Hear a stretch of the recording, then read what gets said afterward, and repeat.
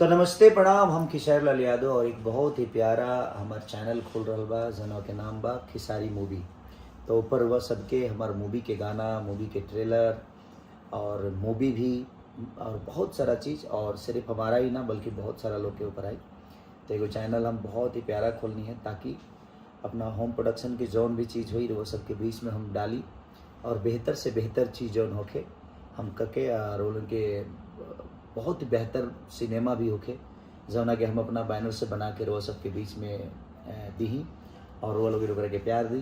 तो सब्सक्राइब करिए और ढेर सारा प्यार, जल्दी से जल्दी, इतना जल्दी सब्सक्राइब कर ली कि हम मजबूर हो जाएं कुछ छोड़े पर।